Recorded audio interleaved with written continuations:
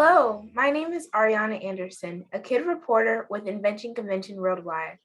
I'm excited to introduce my guest, Ella Strobel, a rising ninth grader from Akron, Ohio. Ella won the Accessibility Award in first place in the eighth grade category at Invention Convention US Nationals for her invention, Alice's Arm. Welcome, Ella. Hello, Ella. Hello. How are you doing? I'm doing really well.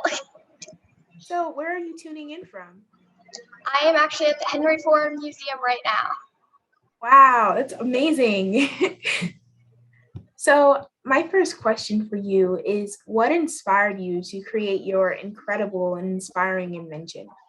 So what actually made me want to start my project was I had a friend named Alice. She had a prosthetic, but she had to stop using it because of how heavy it was, and it wasn't a fancy myoelectric prosthetic. Okay. And what was your solution to that problem? Making a myoelectric light prosthetic. Awesome. So, what support did you have through the process of making your invention?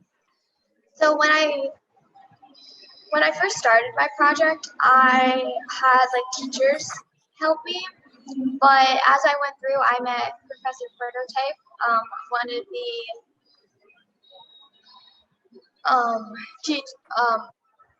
one of the instructors in Invention Convention, Ohio.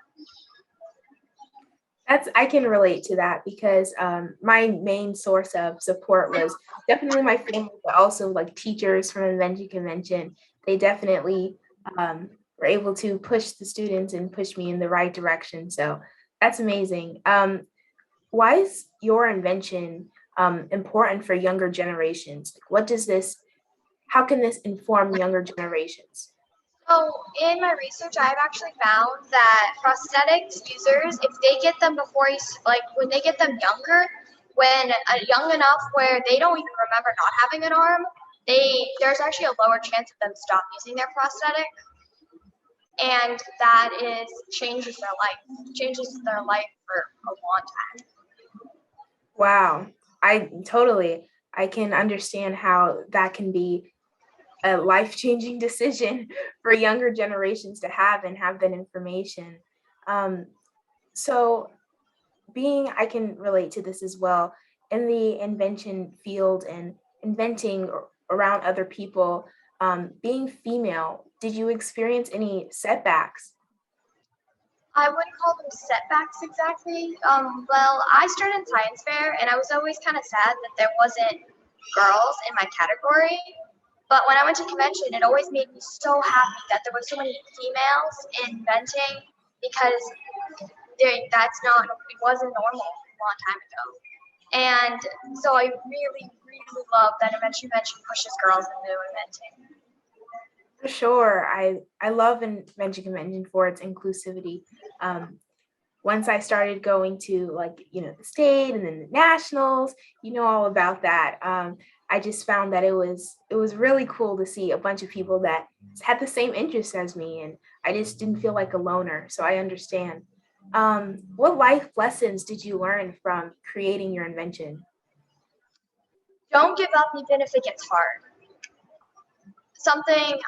When my arm or my project got very difficult, I wanted to give up, but I didn't, and I'm glad I didn't, because it just got better in those tricky spots. What are some examples of the things that were challenges? So my arm is 3D printed, and each part takes up to 4 to 6 hours, and when a part misprints, that's another 4 to 6 hours you have to take. Wow. So Yeah. was time management a thing, or No, I just printed every day. How long did it take? My full prosthetic took over 300 hours, excluding reprints. Oh man, reprints too.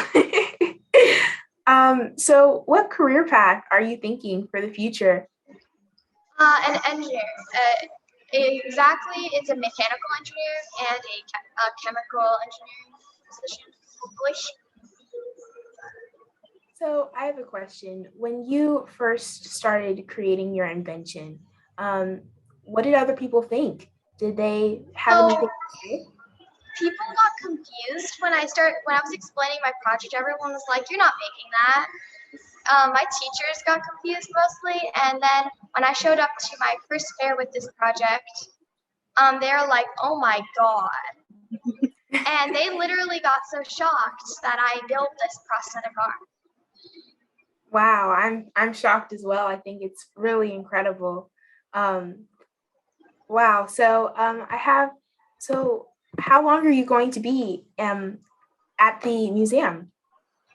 I believe we're leaving Sunday, in like a day. Nice. So what words of advice do you have for other inventors? My words of advice for other inventors is find a good project that you can grow on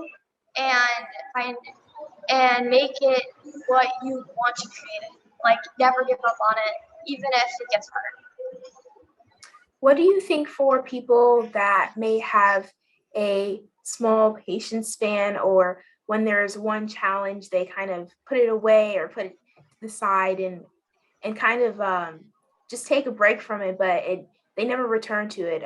What advice do you have for people that may need more motivation on keeping Oh, to go? something I actually did was I would listen to music when I was like building something because it would give me enough distraction that I didn't feel like I was doing the same thing over and over and over again. I love that. I'm also a big music fan. Same here. So those are all of the questions that I have. Is there anything else that you would like to share? Here, let me have my prosthetic. I actually have it right here. And I would Awesome. like to show it. This is my 3D printed prosthetic. Wow. That looks pretty big. It's not that big, it just looks really big on camera. But like, yeah, this 3D printed prosthetic. have you tested it?